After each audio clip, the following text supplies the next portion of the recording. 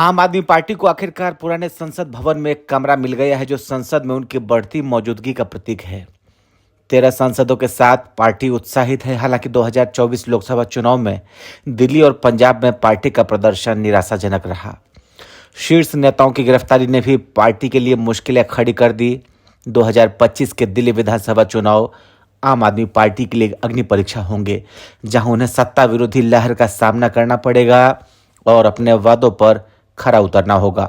आम आदमी पार्टी के लिए संसद में जगह मिलना एक छोटी सी जीत है। 10 साल बाद पार्टी को आखिरकार पुराने संसद भवन में एक कमरा आवंटित किया गया।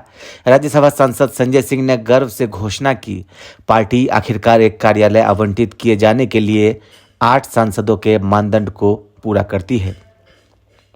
13 सांसद, जिसमें 3 लोकसभा और 10 राज्यसभा के आम आदमी पार्टी के संसद में अब तक की सबसे बड़ी ताकत पर वे उत्साहित है। हालांकि 2025 की शुरुआत चुनौतीपूर्ण होने वाली है, क्योंकि पार्टी को दिल्ली विधानसभा चुनाव में करो या मरो की लड़ाई का सामना करना पड़ेगा। आगे की राजनीतिक राह पर एक नजर डालते हैं, क्योंकि आम आदमी पार्टी दिल्ली के अपने गढ़ को बनाए रखने, अपनी मुफ्त की राजनीति को सही ठहराने और 2029 के लोकसभा चुनावों तक राजनीतिक रूप से प्रासंगिक बने रहने के लिए चुनौती का सामना कर रही है। 2024 आम आदमी पार्टी के लिए उथल पुथल भरा साल रहा है। पिछले 2 वर्षों में पार्टी के कई शीर्ष नेताओं को जेल जाना पड़ा। पूर्व स्वास्थ्य मंत्री सत्येंद्र जैन को मई 2022 में गिरफ्तार किया गया था और इस साल अक्टूबर तक वे जेल में रहे। पूर्व उप मुख्यमंत्री मनीष सिसोदिया फरवरी 2023 में गिरफ्तार किए गए और इस साल अगस्त में रिहा हुए। लेकिन असली परीक्षा तब हुई जब आम आदमी पार्टी के संयोजक और दिल्ली के पूर्व मुख्यमंत्री अरविंद केजरीवाल को इस साल 21 मार्च को गिरफ्तार किया गया। ये गिरफ्तारी भारत निर्वाचन आयोग द्वारा लोकसभा चुनाव के कार्यक्रम की घोषणा के ठीक 5 दिन बाद हुई। दिल्ली में सिर्फ 2 महीने बाद मतदान होना था, लेकिन अपने शीर्ष नेतृत्व के जेल में होने के कारण आम आदमी पार्टी को एक अभूतपूर्व संकट का सामना करना पड़ा था। इसके अलावा क्या केजरीवाल को मुख्यमंत्री बने रहना चाहिए? यह भी एक बड़ा सवाल था कि शासन अपेक्षाकृत अनुभव विहीन मंत्रियों की टीम के हाथों में आ रहा है। ये वह समय था जब आम आदमी पार्टी दिल्ली, पंजाब, हरियाणा, गोवा, गुजरात के लिए इंडिया गठबंधन के सहयोगी कांग्रेस के साथ सीट बंटवारे की व्यवस्था को अंतिम रूप दे रही थी। पूर्ण रूप से देखें तो संसद में आम आदमी पार्टी की ताकत उत्साहजनक लगती है, लेकिन 2024 का चुनावी बारीक प्रिंट उससे बहुत दूर है। आम आदमी पार्टी के हालिया चुनावी प्रदर्शन निराशाजनक रहे। लोकसभा चुनावों में आम आदमी पार्टी दिल्ली में एक भी सीट नहीं जीत सकी। एक ऐसे राज्य में वह लोकसभा के लिए खाता नहीं खोल सकी जहां 2015 से पार्टी सत्ता में है। पंजाब के संसदीय चुनावों में भी पार्टी 2022 के विधानसभा चुनाव में अपनी निर्णायक जीत को भुना नहीं सकी। वह 17वीं लोकसभा में अपनी पंजाब की संख्या 2 सीटों से बढ़ाकर इस साल केवल 3 कर पाई। मेरे पास एक आदमी आया था, कहता है जी आज दिल्ली में हम सरवाइव कर रहे हैं केवल और केवल आपकी वजह से। 20,000 रुपए महीना कमाता है। कहता है 20,000 रुपए महीने में घर का खर्चा नहीं चलता। केजरीवाल जी ये तो आप फ्री बिजली दे देते हो, फ्री पानी दे देते हो, बच्चों को हम अच्छे सरकारी स्कूलों में पढ़ा रहे हैं, उनका भविष्य भी बन रहा है, वहां भी पैसे नहीं लगते, बीमार हो जाएं तो इलाज भी फ्री हो जाता है, हमारी महिलाएं बस में जाती हैं उनका बस सफर फ्री है। बोले इतनी सुविधाएं जो दे रखी है इसलिए हम दिल्ली में जिंदा हैं। अगर आप नहीं होते तो हमें दिल्ली छोड़ के जानी पड़ती। मैं आज दिल्ली के लोगों को कहना चाहता हूं, अगर बीजेपी को गलती से वोट दे दिया तो दिल्ली छोड़ के जानी पड़ेगी। आप लोगों को दिल्ली में रहने लायक नहीं बचोगे। इकोनॉमिक टाइम्स के साथ पहले के इंटरव्यू में आम आदमी पार्टी के राष्ट्रीय महासचिव संदीप पाठक ने कहा था कि पंजाब के नतीजे आश्चर्यजनक थे। राज्य में कांग्रेस को 26.3% वोट मिले, लेकिन 7 सीटें जीती, जबकि आम आदमी पार्टी को 26.02 सीट मिले और केवल 3 सीटें मिली। कुल मिलाकर आम आदमी पार्टी ने 2024 के लोकसभा चुनाव में 1.11 वोट हासिल किए, जो 2019 के संसदीय चुनाव में 0.3% से अधिक है। आम आदमी पार्टी ने संसदीय चुनावों के साथ हुए चुनाव में 147 में से 106 विधानसभा क्षेत्रों में चुनाव जीतकर उड़ीसा में भी पैर जमाने की कोशिश की। नतीजे निराशाजनक रहे। 58 उम्मीदवारों को 1000 वोट भी नहीं मिले।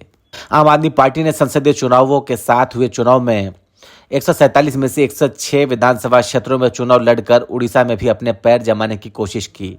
नतीजे निराशाजनक रहे। 58 उम्मीदवारों को 1000 वोट भी नहीं मिले, लेकिन पार्टी ने इस बात से संतोष जताया कि उसने यहां अपने शीर्ष नेतृत्व को शामिल नहीं किया था। आम आदमी पार्टी के लिए सबसे बड़ी हार हरियाणा विधानसभा चुनाव में मिली, जहां केजरीवाल के जोरदार प्रदर्शन के बावजूद पार्टी कोई प्रभाव नहीं डाल पाई। आम आदमी पार्टी को कांग्रेस के साथ चुनाव पूर्व गठबंधन की उम्मीद थी, लेकिन कांग्रेस के वरिष्ठ नेता और पूर्व मुख्यमंत्री भूपेंद्र सिंह हुड्डा के कड़े विरोध के कारण ऐसा नहीं हो सका। आम आदमी पार्टी ने फिर 90 में से 88 विधानसभा क्षेत्रों में अपने उम्मीदवार खड़े किए। हालांकि 88 में से 87 सीटों पर उसकी जमानत जब्त हो गई और उसे 1.87% वोट मिले। आम आदमी पार्टी का एकमात्र उम्मीदवार जिसने अच्छा प्रदर्शन किया वह यमुनानगर से आदर्श पाल सिंह गुर्जर थे, जिन्हें 43,813 वोट मिले। यहां तक कि आम आदमी पार्टी के वरिष्ठ उपाध्यक्ष अनुराग ढांडा, जो कलैत विधानसभा क्षेत्र से चुनाव लड़े थे, 5वें स्थान पर रहे। इस चुनाव में एकमात्र राहत जम्मू कश्मीर विधानसभा चुनाव में डोडा विधानसभा सीट से महराज मलिक की अप्रत्याशित जीत रही। यह साल आम आदमी पार्टी के लिए सबसे बड़ी राजनीतिक परीक्षा दिल्ली विधानसभा चुनाव के साथ शुरू होगा। आम आदमी पार्टी ने 10 वर्षों तक राजधानी पर शासन किया है और उसे स्पष्ट रूप से सत्ता विरोधी लहर का सामना करना पड़ रहा है।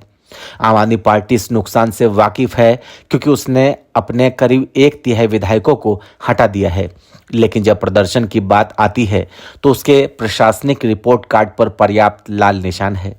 अपने 2020 के चुनाव घोषणा पत्र में आम आदमी पार्टी ने 10 गारंटी का वादा किया था। 24 दिसंबर को चुनावों में 2 महीने से भी कम समय बचा है।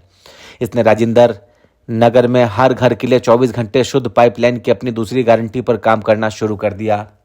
दिल्ली को कचरा और मलबा मुक्त बनाया जाएगा, प्रदूषण को मौजूदा स्तर के 1/3 कम किया जाएगा और दिल्ली के झुग्गी वासियों को सम्मानजनक जीवन जीने के लिए पक्के घर उपलब्ध कराए जाएंगे। ये 3 गारंटी अधूरी रह गई।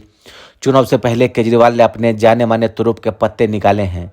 महिलाओं के लिए पेंशन योजना, ऑटो चालकों तक पहुंच, ये 2 मतदाता वर्ग हर चुनाव में केजरीवाल को जिताते रहे हैं, लेकिन केजरीवाल के शासन के खिलाफ असंतोष बढ़ रहा है, खासकर शहर में नीतिगत पंगुता के साथ। मतदाता प्रशासनिक सुस्ती से स्पष्ट रूप से थक चुका है और अब केंद्र हमें काम नहीं करने दे रहा है कि औचित्य को स्वीकार करने को तैयार नहीं। शहर गड्ढे वाली सड़कों, कचरे के बढ़ते ढेर, आवारा पशुओं के खतरे और बढ़ते प्रदूषण और यातायात से त्रस्त। 2022 में दिल्ली नगर निगम चुनाव में अपनी जीत के साथ आम आदमी पार्टी खराब नागरिक सुविधाओं की जिम्मेदारी से भी बच नहीं सकती है। उसे अपने वादों को पूरा करना होगा। हालांकि 2020 के चुनावों में उसने 70 में से 62 विधानसभा क्षेत्रों में जीत हासिल की थी, लेकिन इस बार आम आदमी पार्टी अनिश्चितता का सामना कर रही है। आम आदमी पार्टी को दिल्ली में अपनी निर्णायक जीत से राजनीतिक वैधता मिली थी। अब उसका राजनीतिक अस्तित्व 2025 की शुरुआत में ही इस लिटमस टेस्ट पर निर्भर करता है। ब्यूरो रिपोर्ट, लाइव तक।